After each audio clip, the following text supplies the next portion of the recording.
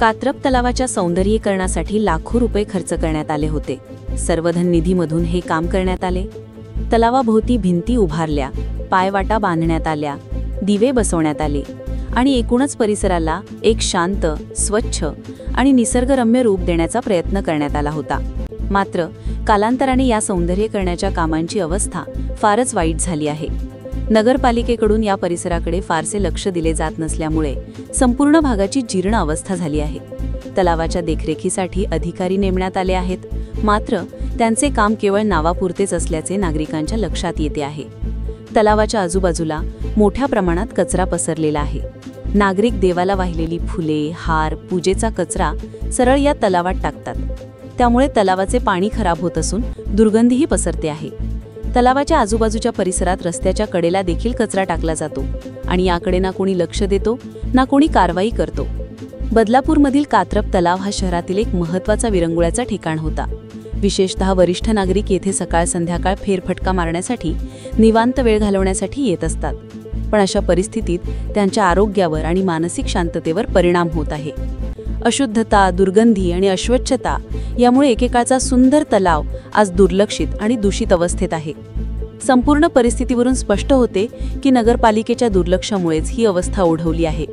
लाखो रुपये खर्च करून तयार केलेल्या या सार्वजनिक स्थळाची अशी दुर्दशा होणे ही फक्त प्रशासनाची अकार्यक्षमता दर्शवते।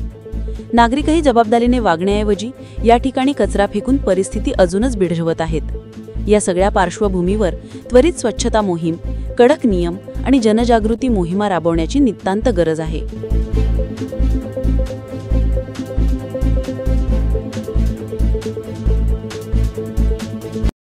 मी या कात्रप तलावाच्या परिसरात राहते। आम्ही रोज इथे सकाळी मॉर्निंग वॉकसाठी किंवा योगासने करण्यासाठी सगळे लहान मोठे सगळे जमतो। पण इथे आल्यावर आम्हाला काय दिसतं की हा जो आपला कात्रप तलाव आहे, बदलापूरची एक संपत्ती नावाजलेलं ठिकाण आहे की जिथे लहान मोठे छोटे सगळे सकाळ संध्याकाळ जमतात। पण इथे आल्यावर खूप अत्यंत वाईट वाटतं की वारंवार सांगून सुद्धा लोक कचरा टाकतात आणि त्यातल्या त्यात नगरपालिकाचं पण असं थोडंसं दुर्लक्ष होतं असं वाटतंय। इथे कचरा कुंडी ठेवलेली असून सुद्धा निर्माल्य टाकण्यासाठी निर्माल्य कलश आहे, तरी पण लोक त्याच्यात न टाकता इथे ह्या तलावात आणून टाकतात। प्लास्टिकच्या पिशव्या, कबुतरांना खाणं किंवा आपण इथे मासे आहेत, कासव आहेत, त्यांना अपाय न हो असं वागावं असं सांगून सुद्धा लोक ऐकत नाही। तर थोडी ही नगरपालिकेला पण आमची विनंती आहे, इथे रोजच्या रोज झाडू मारला जात नाही, तर इथे आम्ही स्वतः येऊन झाडू मारतो आमची लोक, तर थोडंसं लक्ष द्यावं हीच विनंती। कात्रप तलाव या ठिकाणी हा निर्माल्य कलश आहे आणि त्याची अशी दुरावस्था झालेली आहे। त्यामुळे येथील नागरिकांनी मागणी केली होती की एक चांगला नवीन सुंदर असा निर्माल्य कलश या ठिकाणी लावला जावा, परंतु नगर परिषदेने या ठिकाणी चांगला निर्माल्य कलश तर लावला, परंतु त्याची अवस्था बघा कशी आहे। तर जाणून घेऊया, आपल्यासोबत आहेत येथील ज्येष्ठ नागरिक, काय म्हणतात बघूया।